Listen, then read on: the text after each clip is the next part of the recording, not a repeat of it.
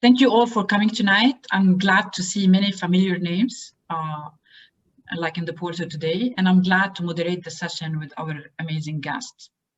You all know that in 2015, Life launched its internal career portal, allowing the members and the scholars to advertise or to apply for jobs and internships. Mainly, it was connecting the HR departments for the financial institution and the banks with the Life network to facilitate the placement of the scholars and the job seeking members. You also know that Life gives scholarships. Like this year, we exceeded 350 scholarships, 100 alone this year alone. So we give special attention to our scholars in particular. They are our priority, and we provide them with special assistance to secure jobs or internships. But to complement the career portal, since 2019, Life has been supporting selected social enterprises, such as Coady, SE Factory, and BOT to create opportunities in Lebanon. In 2019 also, it entered into a partnership with Jobs for Lebanon, the closest to my heart, and have fielded a number of Life members as ambassadors around the world. So tonight, we will highlight the benefit of such partnership and the possibility and the importance of outsourcing to Lebanon. I'll start briefly introducing our guest. I'll start with Neil. Neil is the engine behind Jobs for Lebanon. She's the executive director and the co-founder, and she's leading the growth effort. I don't think I can give Neil justice, really. Sometimes I feel like she doesn't sleep. She is leading the team across the globe from San Francisco to Sydney. She's based in San Francisco, and she is a strong advocate of social impact and understands the power of communities. Leah, based in Washington, she's the ambassador for Jobs for Lebanon and the lead for Life Jobs for Lebanon ambassadors. She also serves on Life Promote Committee and Washington, D.C. Life Chapter Committee.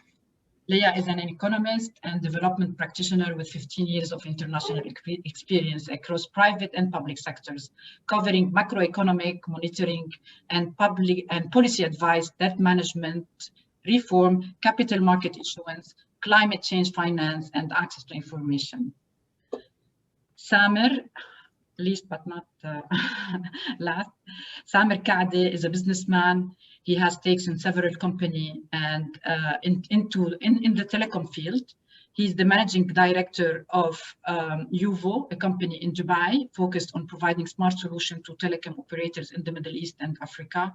And he's also the co-founder and managing director of Novelus, a global outsourcing company.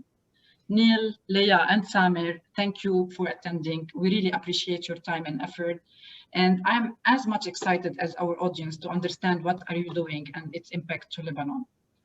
For our audience, we would like to keep this session very interactive. Please feel free to post your questions in the Q&A, and we'll try as much as we can to answer all of them.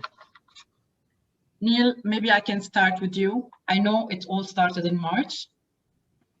Okay, and you started by calling the Lebanese diaspora to create an alternative economy in Lebanon. It's been more than 8 months now, and maybe you can give us a little bit of background, like about how it started, the platform that you are using, how many jobs are posted and filled so far. Yeah. So first of all, thank you for the very kind intro. Very happy to be here representing Jobs for Lebanon. So to go back to the beginning, like any passion project, Jobs for Lebanon sparked from a feeling of helplessness. It's a feeling that we all as Lebanese relate to, especially since the October events. And it's that specific sense of helplessness that led to a need to take matters into our own hands. And it's that need that basically drove one conversation to happen between Yelda Haukar, who is also a Life member, and Roy Belade, and then another one with me, and then it just moved from there. Essentially, the question that was asked was, how can we utilize the strength of our community on a global scale? And how can we call onto the diaspora to hire Lebanese talent? So that conversation, basically that first one happened back in December. We ideated for a few months, and then By March, we had a robust product. So it's our website powered by Smart Recruiters, which is an incredible recruiting software, a growth strategy that we'll dive deeper into, the ambassador program being, and our partnership programs being really at the forefront of this, this strategy, and then a hell of a marketing campaign. And let's not forget the secret sauce. Back then, we were a team of about a dozen Lebanese driven by hope and passion. That can't be underestimated. So our vision, as you said, was to work towards creating a parallel economy and an alternate source of income for the Lebanese people. And today, 8 months in, we have over 1,100 jobs on our platform. We've garnered over 8,000 high quality candidates. We know of over 100 hires with several hundred interviews in the pipeline. And we're now a team of 50 plus volunteers working on a variety of partnerships, initiatives, and projects, all of which feed into this overarching vision, which is to help Lebanon stand on its feet again. And of course, the outsourcing project is one of the latest ones that we're going to dive deeper into. Okay, thank you, Neil. Thank you. Leah, like, I don't see your face, Leah. I don't know why. Anyways, good. So Life has fielded a number of ambassadors to Jobs for Lebanon to help raise awareness and to drive employment opportunities. So being or the leader of the Life team and a Life member and a great supporter of and ambassador of Jobs for Lebanon, I know your energy is like everywhere in the meetings and our meetings. So how do you think it contributes to the job creation in Lebanon, one? And second, I would like to ask you as an economist, what do you think like the impact of such initiative in a country facing multiple issues like political, infrastructure, internet, you know, like you name it, we all know about the issues we have. So maybe you can like share your experience with us. Thanks very much again for the introduction. I'm very happy to be here today. So to answer your question, Christian, I think we all agree that Lebanon needs sustainable and inclusive growth that also creates quality jobs for the Lebanese. And this does require some deep reforms and a conducive macroeconomic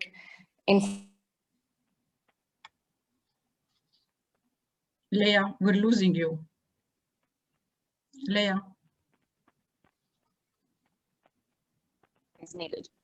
But at this juncture of multiple crises, including economic and financial and social, with an estimated tripling of extreme poverty and rising unemployment, I think an initiative like the one of Jobs for Lebanon and also the other initiatives that Life is also supporting can help to connect employment opportunities for the Lebanese in Lebanon, especially in this era of remote work.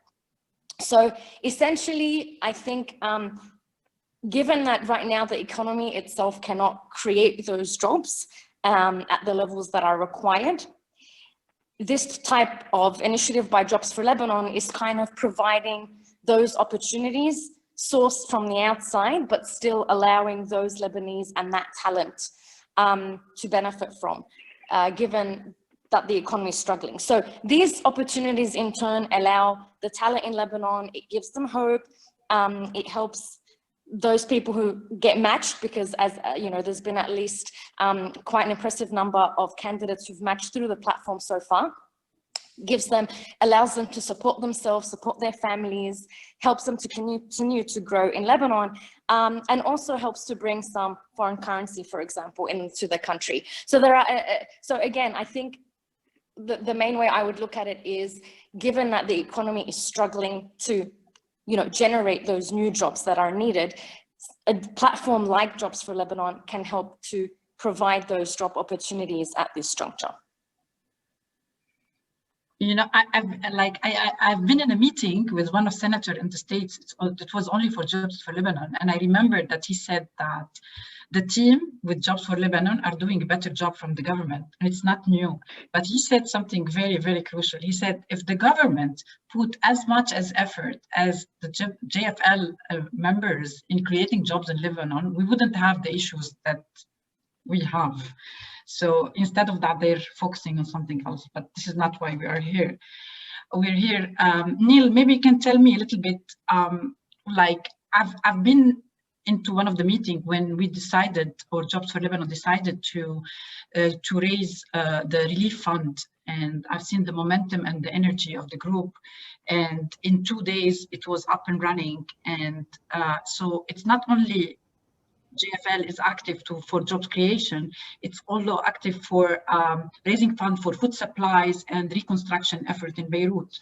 And it's only led by volunteers. It's an amazing job.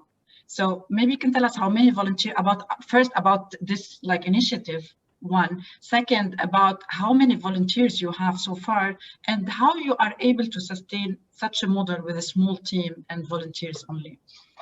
Yeah. So yeah, definitely, you know, following the devastating events that took place back in August, everyone agreed that we had to do something, anything, you know, to support in any way possible. We got involved on several fronts, like you mentioned, and we were able to successfully provide over 40,000 food boxes. We brought in more than $12 million worth of medical supplies to those in need. We collaborated on the shipments of multiple containers of in-kind donations and raised funds for reconstruction efforts. And we worked with incredible people and different organizations, trusted organizations on the ground and abroad to make this happen, all of which we owe our endless gratitude to. And I actually want to touch on one more thing before directly answering your question. It's really the effort that was done here. It's the same thing that's reflected on what happens with Jobs for Lebanon. I'm going back to this sense of community and this unity that always keeps bringing us back together, and it really can't be underestimated what we can do together. And basically that's it. But yeah, to answer your question again, we are essentially about 50 plus volunteer-led movement. Currently, we run on passion and heart. It's obviously that coupled with a sort of fostered culture that gives the space for individuals and teams to grow, to innovate, to receive the support that's needed to bring multiple projects to fruition. One example of that is a team of us, a small team, branched out and kind of organized and launched a 4-day online art auction and was able to raise $120,000, all of which are going to reconstruction efforts. You know, the outsourcing project, again, it's a separate team that's working on it, and there's so much in it. I can't even cover everything that's being done and everything that people are doing on Jobs for Lebanon in one webinar. But the truth of the matter is that, you know, we are a nonprofit, we are very lean. And while we do currently rely on donations and a couple of grants that are in the pipeline, we definitely are planning on becoming self-sustainable in the near future.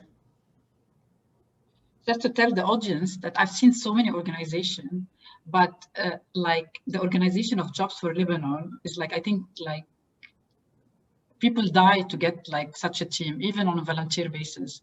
And the flow of the meetings and the execution of every single idea that you had in each and every meeting, it's phenomenal.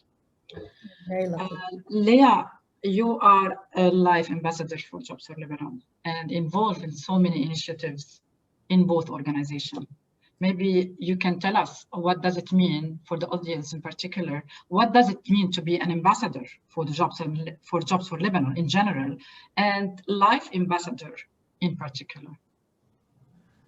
Sure. So becoming an ambassador is a fantastic opportunity to support raising awareness about Jobs for Lebanon, to help identify new job opportunities and source talent through tapping your networks, doing research to tap wider networks, and ultimately you would be supporting growth and impact. So the main three, let's say, responsibilities or roles of an ambassador are first to raise awareness about Jobs for Lebanon, talk about it, tell your network about it, both from the side of those people who might be employers who could maybe, submit jobs on the platform, but also raise awareness with your contacts in Lebanon who might be looking for jobs, right? The second role is actually to do outreach. So this is very much to do active outreach with employers, whether in the private sector, whether to build collaborations also in academic institutions, other organizations, whether it's your contacts in media, to also help with raising that awareness. And the third is to help build partnerships, as this JFL Life partnership. And once you're an ambassador, this is also your gateway, right, to support other initiatives within JFL. So Neil mentioned a few. Some of the ambassadors directly got on the Beirut relief sort of conversations and work. There's the outsourcing subgroup. There's a hiring success group that is working to even enhance impact by having a higher conversion rate for people who are basically joining the platform. You can also support other functions from marketing, enhancing the product, fundraising, and other exciting medium-term projects. Now, when it comes to being a live JFL ambassador, your role is actually, you are a JFL ambassador with the same opportunities and role. There is a little difference in that we do have in the organization structure of Jobs for Lebanon, we do have a special stream for the Life JFL ambassadors. And this stream basically accounts for the profile of the Life ambassadors and has some special provisions. For example, me as the focal lead we now have 10 ambassadors, which includes Christian. I am the focal lead, so I would liaise with these ambassadors. I support the growth director, which is Neil. But in our conversation, this also lets us as Life JFL ambassadors have certain conversations that can help us drill down on certain KPIs we might want to focus on and how we can better tap the Life network to support job creation for Jobs for Lebanon. And we also, for example, have also a pilot approach where we also have sometimes a more junior member in a certain city basically be paired with a more senior member, as we have in Dubai, for example, where Christian is our senior member there. So again, the Life JFL ambassador, again, you are a JFL ambassador, but we do have separate meetings and we have a bit more of a Life flavor to those meetings. Thanks. So Leah or Neil, I don't know who's going to answer this question. Like, if someone from the audience or from Life in particular wants to be an ambassador or just support the initiative without being an ambassador, what they should do, to whom they should reach, and like, what's the process? I'll take this one. So if you're just interested in contributing, you can visit our website on jobsforlebanon.com. There's a donate button, and then all the instructions are there. And you know what they say, every cent counts. But if you'd like to be more involved, if you'd like to volunteer with Jobs for Lebanon, please feel free to reach out to me directly. As a Life member, you can reach out to any of the awesome ladies here, Christian or Leah. We're all very accessible. I'm happy to provide my email at the end of this webinar. And I think what we can do as well is provide an Excel sheet that would allow each person to fill out their information and to specify what specifically they would like to support us with. And then, you know, we'll reach out to you from there. We have a question from the audience, which is, can a local company post a job on the site for a position in Lebanon? Maybe. Yes. So maybe you can tell like who can post and why they can post and how like the process work. Yeah. It's a pretty straightforward process to post a job. You visit the website, you click on post a job, and then it directs you to create your company profile. And then from there, it's very straightforward. You can post your job. And then there's like guiding towards making that happen. But to answer your question directly, yes, there are Jobs for Lebanon is being used by local companies to post jobs for local candidates. Even though we have started with the idea of calling onto the diaspora to hire local Lebanese talent, we are kind of obliged to evolve and adapt to the situation, first being Corona, which happened a week after we launched. And then, you know, with what happened following August and the amount of people that were leaving the country, and talking to different entities in the region, we quickly realized that, you know, specifically Arab countries, they, and, you know, when we talk to business councils and the like, they have a priority to focus on the Lebanese people in their countries to help them get jobs. Otherwise, these people have to go straight back to Lebanon and we're back to square one. So the summary of the answer is that the website is being used to hire Lebanese talent. Ideally, it's always best for Lebanese to be hired in Lebanon so that the money goes, you know, straight to the country. But we are definitely open to having Lebanese get hired in the region and across the globe. So practically, like, anyone can post any job where a Lebanese can be hired, whether in Lebanon, outside Lebanon, or inside Lebanon, a company can hire out of Lebanon.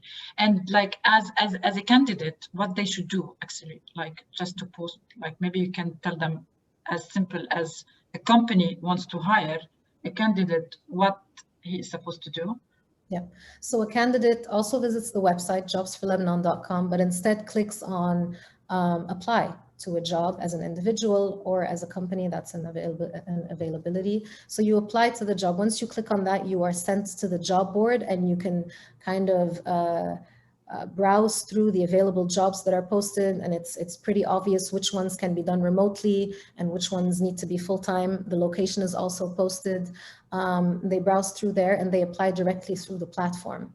The interesting thing is that on the back end, and this is why we're very happy to be powered by Smart Recruiters, that is the robust product that is offered to recruiters and candidates, obviously, for free. So recruiters have a seamless way of going through all the candidates that apply to their jobs. We have this incredible features through the platform where they can see a match score.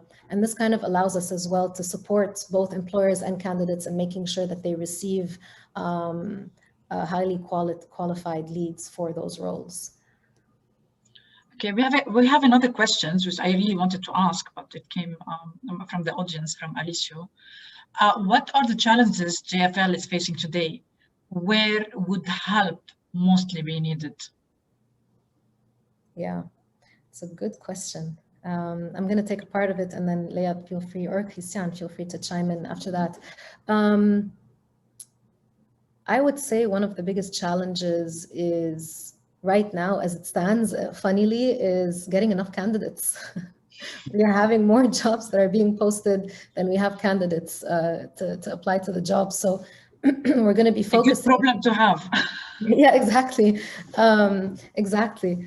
At this point, this is one of the challenges that we have, that we are working on. But I definitely want to redirect the attention to outsourcing, since, you know, this is the main topic of this conversation. We definitely need help in, I know that there are countless entities and individuals and companies that work towards and are currently working towards making Lebanon an outsourcing hub for the world.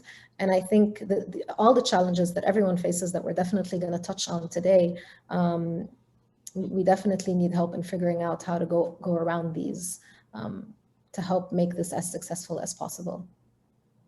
You know, I would like to add like one more thing which I was involved in, like the challenges that we face is funding as well. So any funding would be most welcome. I think we raised a little bit of funds, but I think we still need to be able to sustain 2 years of you know, activity, and then there will be self-sustainability, if I may say. So any funding would be welcomed as well. Okay. So since you touched on outsourcing, we all know that outsourcing is the trend of the future. Here, like in Dubai, I know that like in worldwide as well, that banks in particular, like in so many other companies, they outsource their functions to India, to Egypt, to mainly like to take advantage of the low labor cost and the operation cost. Me personally, I experienced the benefits of outsourcing to Lebanon. I was working in a bank where most of the functions were outsourced to Lebanon. And I saw on the ground how it benefited us, although we had so many challenges. And Samer here is the expert for the outsourcing. But before that, I'm just gonna like ask Leah one question. Is like, or like maybe she can explain the connection of JFL and Life combining efforts supporting outsourcing. Maybe you can tell us a little bit more, and then I'll move to Samer to go into the details of the outsourcing. So how this effort can contribute to the economy. Maybe you can walk us a little bit through the process. Sure. So JFL and Life, I think, are both very motivated to support this initiative in terms of building brand Lebanon and directing and making connections happen between companies abroad and outsourcing opportunities for talent in Lebanon. And this is stemming from the belief that, you know, Lebanon has the talent and the comparative advantage to really be an outsourcing destination for specific sectors and industries. And this is evidenced by companies who've already been doing this. And now you're going to hear from Samer himself how they've been doing it. A second, I think, is a conviction that collectively we can promote this brand Lebanon and create a different. Oh, we lost Leah. She'll be back in a second. Yeah, Lebanon's problem. Leah, we lost you. So maybe I go back to Samer, and then when Leah comes back, she can finish. Do you mind if I close the loop on the idea of our role, basically? Yes, please go ahead. Please go ahead. I just want to kind of reiterate what Jobs for Lebanon is trying to do. At the core of what we're doing, we're basically matching, you know, generally we're matching employers to skilled talent. Excuse me. So what we're trying to do is scale this to outsourcing. And basically what we want to do is to provide a support system that is needed to build a global network basically this global network that connects local providers, local outsourcing providers to business leaders. That's kind of how we position ourselves as Jobs for Lebanon and what we want to work towards for brand Lebanon as outsourcing, as Leah put it. Okay, so Samer, back to the expert.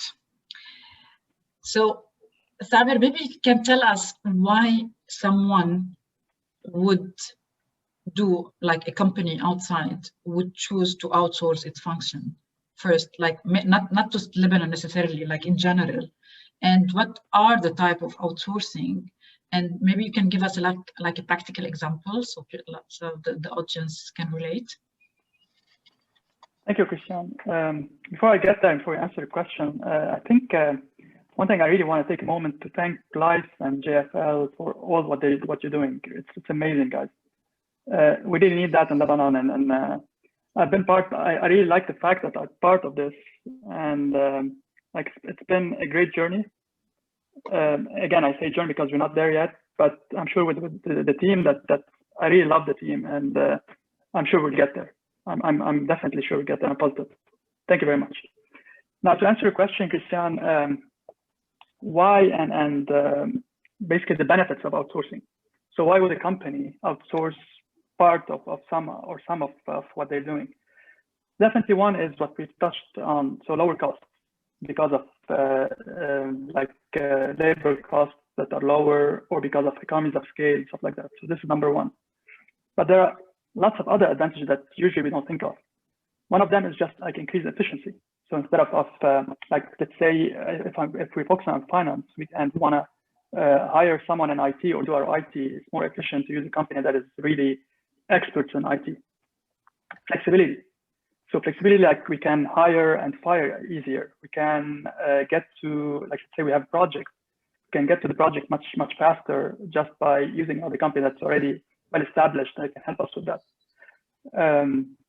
Increase focus on what we do, on our core competency.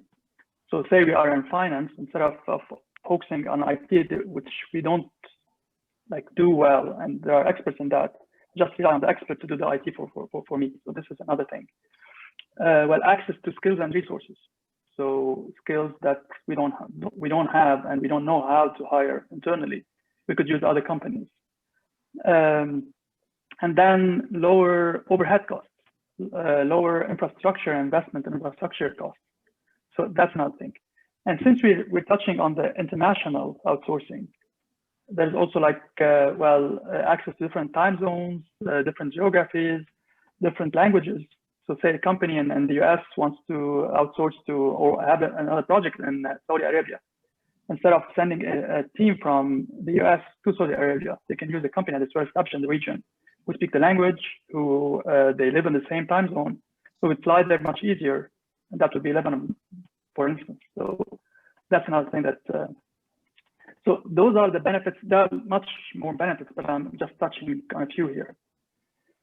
Now, you also asked about the types and what is outsourcing and what type of outsourcing there are. There are actually models of outsourcing and types of outsourcing. The models is well, they could be like onshoring, offshoring, or nearshoring. That's the models. So when we say onshoring, that a company in the US would be onshoring to another company in the US. Let's say they're outsourcing the IT to another company. That is, could be another company in the same region or another region, but because they are specialists in that. Offshoring is that when we're offshoring to, like, let's say we're offshoring to India, we're offshoring somewhere where it's like overseas. So we have providers overseas and we're offshoring to another country, basically. Say we're offshoring part of our, I don't know, like websites. We want someone to build a website for us, like company in Lebanon, a company in Europe, a company in India, in that case. Nearshoring is like offshoring, but it's like relocating to another country that is nearby. In that case, for instance, US nearshoring to Mexico or to Latin America or to Canada even. So that's nearshoring. So like bordering regions or countries. Now the types of outsourcing. The types is, well, let's say I need to outsource and I need just a couple of people to do that. So there's staff augmentation, project outsourcing or turnkey, and then managed services. So staff augmentation is that, let's go back to the example of building websites. When I need to build a website for my company, I could just hire a website designer, a couple of developers, QAs, what have you, like a team, and those will be managed by my team. So in that case, that's staff augmentation. I'm just augmenting my staff with a couple of people that will help me do the job, but I'm managing them. Although they sit on another company's payroll, I'll be managing this team. That's staff augmentation or staff aug. Project outsourcing or turnkey, well, I need to build a website. I just go to a company, tell them, well, can you please build this website for me? And I'm just outsourcing the whole project, the whole website project. And in that case, well, that company will need to really understand the requirements. Understand there will be like SLAs, KPIs, and all that. So there's a bit of more involvement with that company. And they will be taking over the management of the team. They will be taking over all this. They will do the whole project and then coming back to me. That's what's called turnkey. They just turnkey. They give me the key and I'm done with the website. But they need to understand the whole thing. And of course, there are deadlines and stuff like that, like we agree on conditions. Last is managed services. Well, managed services it has a lot in common with the project outsourcing, but it's more on the continual type of outsourcing. So back to the website building. A website, when we build a website, we need also to maintain it. So I might outsource that maintenance, that website maintenance to a company, and that's managed services. So they're managing those services for me, the maintenance. Does that answer your question, Christian? Yes, perfectly. And then why Lebanon? Why not any other country? Why Lebanon competing with India and with Egypt and all other countries? Well, when we get to Lebanon, let me more give like examples, real life examples. And at the same time, I want to touch into something that's very important. Whenever you're hiring someone, You don't hire someone just for technical skills. You hire them for their, and much more importantly, are the soft skills and the culture and all that. And I think that's where Lebanon stands out on any other outsourcing location. Like even now, if you tell me, well, I could find someone with 70%, 80% of the technical skills that are needed, but they match like their character and their the soft skills match exactly what I need from a culture perspective, from whatever I need in that person, I would go for the soft skills definitely, and then I can train them for better technical skills. You cannot train someone for their, you can train them a bit, but you cannot change a character, but you can train someone on technical skills. And that's very important. So that said, when I think about Lebanon, and without generalizing, of course, Lebanese are usually achievers, they're hard workers, they're hungry for work. That's very important. And they have great communication skills. When I say communication skills, not only about the actual languages, though they usually speak at least 2 languages, usually 3, but also in the way they speak. Like they speak the language, they speak the culture. Like take Lebanese and put them in Europe, they would in a way embrace the European culture, put them in the US and they embrace the American culture. So we have this ability to like be part of this thing. We have great communication skills, innovative mindset, very important, innovative and flexible. And that's basically because of our daily life. We have to make sure that we're creative just to survive. Like even if like every day, if you want to go from work to home and home to work, well, as simple as, well, an American, if they go into a crossroad or into traffic light, you know, it's green, I need to go ahead, that's it. Red, I just stop. It's not the case in Lebanon.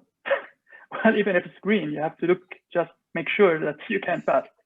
You want to make sure that if it's so this leads to my next question. How you convince companies abroad to embrace Lebanon for an outsourcing location with all the challenges that the country has, from infrastructure, from all of the problems with the mentality as well, with the culture, all of this? How do you convince an American company to outsource to Lebanon? Well, first, because we're used to it. We're used to all these issues. We used to create like contingency plans. Like even right now, like usually we used to, well, we don't have electricity, we have a backup electricity generator. We don't have internet, not the best internet, but we have internet that is good enough for reasonable speed, like microwave, fiber, etc. Now this year, with all what happened in Lebanon, we also found lots of contingency plans. So, for instance, when the protest started in like October 2019, we had to find a solution for it. And instead of just saying, well, that's it, we just stay at home. No, we work from home. Even before COVID, we had the whole company actually working from home with perfect internet and all that. We also, like, because of like fearing any unrest, fearing that internet, actually we might lose internet and existing, what have you. So we devised like contingency plans where we could move the whole office somewhere else, like to Tunisia or to Jordan, and we just started the plan. We have like a full plan right now.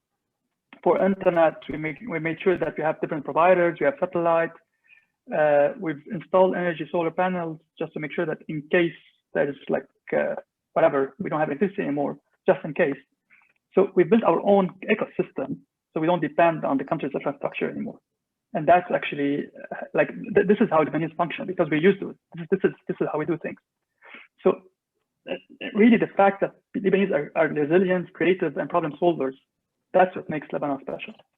So we can compete, and it's like a question from one of the audience, Rita.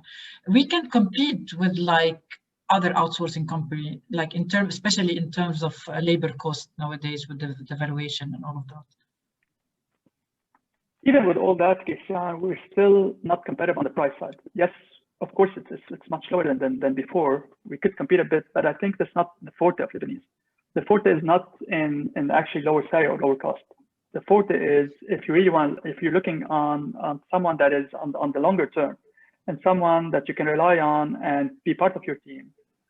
Lebanese are loyal, they are achievers, they have all those special skills that it's very hard to find somewhere. And if you find them somewhere else, you would have to pay the price even more than Lebanon.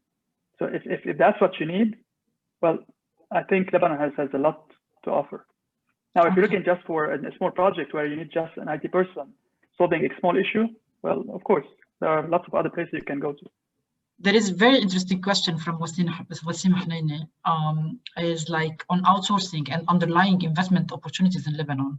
What are the mid-size outsourcing company out of Lebanon and how we can support the growth of such companies other than by securing client contract with them? Are there investment opportunity in these outsourcing companies in Lebanon? I'm sure there are lots of companies now that would need some investment, especially with everything that's happening now with the what we call fresh dollars and then dollars and all that. I think it's only Lebanese who understand that.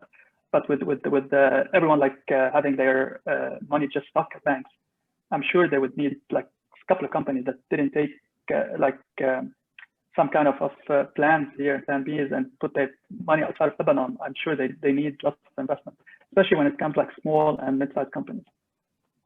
Neil, I think also we're helping with that at one point. Actually, Roy, maybe we touched point with Roy and that point. So yes, lots of companies would need investment, at least on the short term, till they can have their money back from the banks. Okay, we have another question. I think it's for Anil and Leah. Would JFL think about using its connection lobbying international companies such as Google strategy firms to establish branches in Lebanon, since most of their highly skilled employees are in the Gulf are Lebanese? I'll take this, Neil. Sorry, I got cut off earlier. But maybe to link what I was trying to say as well, I know that Neil has briefed you on basically the JFL outsourcing initiative in collaboration with Life and other collaborators. And the reason I mention this is one of those collaborators, for example, is Lebnet. So that is kind of also a conduit to potentially explore these kinds of partnerships with the Googles of the world. At this juncture, though, we are focusing as a first step towards identifying demand with those companies abroad that are either Lebanese owned or Lebanese managed, because we understand that they may be most willing to explore this opportunity, and basically through that build the ecosystem. So what I mean by this is, one of the challenges now is to actually identify what is the demand from abroad. So if anyone would like to help us with this, identify the demand.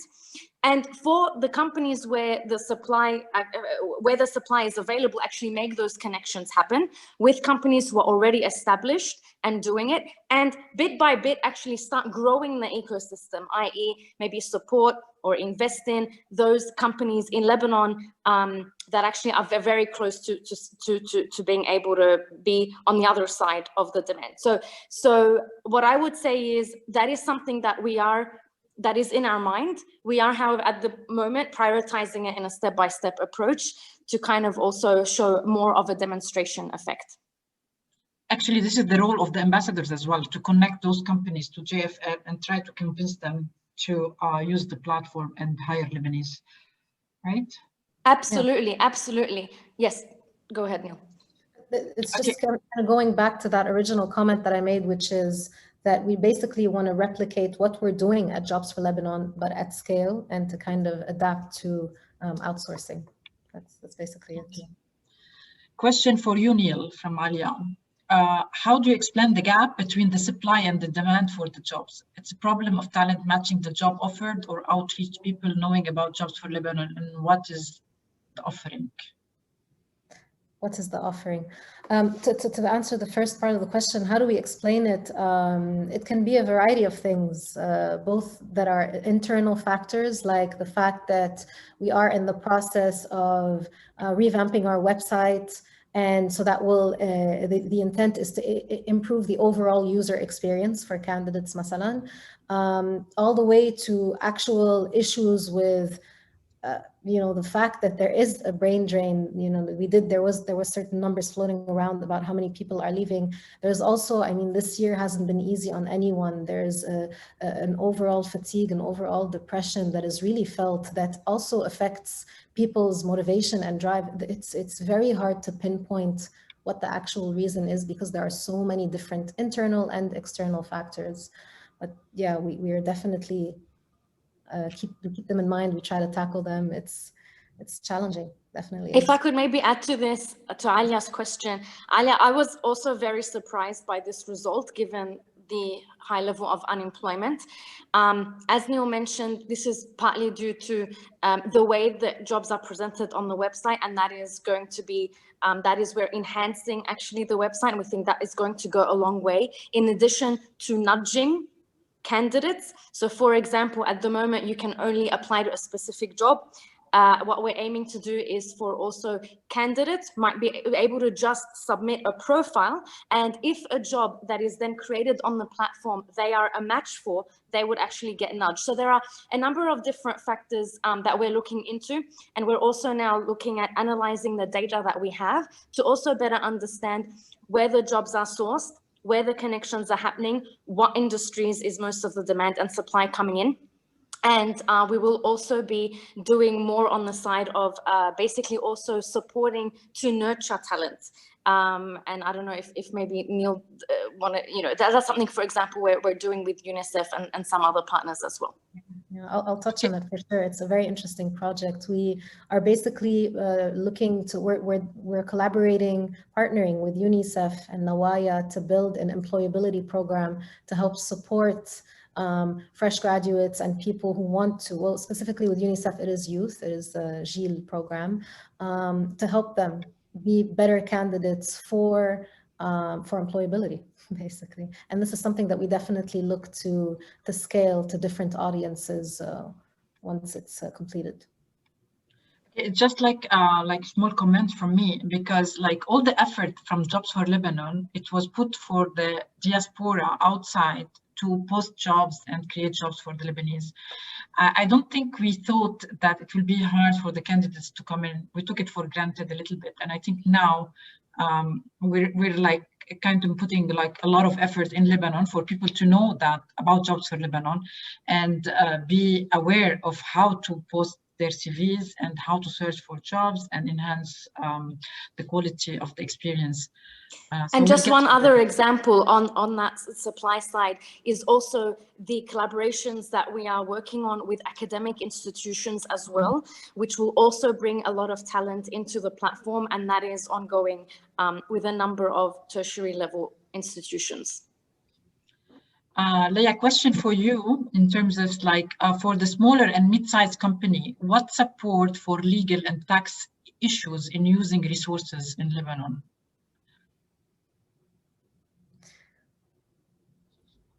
Oh, did you freeze? Oh, would you like me to take this one, Leah? Yeah. Yes, please. Sure. So we're in the process of building a partnership with a third party called Oyster HR. And this is an entity that is available in, I want to say, in over 70 different countries, that facilitates this entire process from payroll to everything that comes with it. So what we're working towards is to collaborate with a third entity like this so that they can help support employers with these types of issues that they might be facing when looking to hire abroad. Okay, I just want to say one thing before I will close, because we're short a little bit of time. Like many initiatives and projects are taking place, they are all going into one direction to help Lebanon and the Lebanese. So how do you think that combining efforts between organization or nonprofit organization could create a different impact, like a BDD, SE Factory, BOT, all of this, like the collaboration between two institutions has a bigger exponential effect? What is your view, Leah or Neil, about that?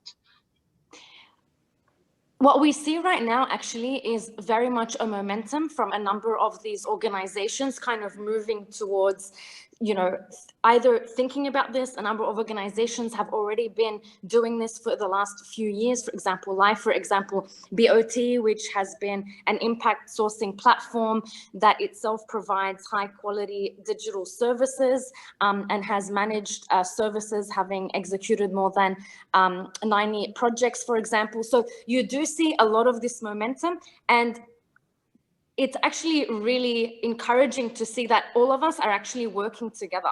So we're all either collaborators or official partners, and basically helping feed different pieces of the puzzle. So a lot of the support, for example, that Life, under its umbrella of job creation, not only has partnered with Jobs for Lebanon, but also has been providing more than $150,000 in grants to the likes of SE Factory and Cody and BOT, both to help to train that talent and allow for more coders, developers, etc. to be trained.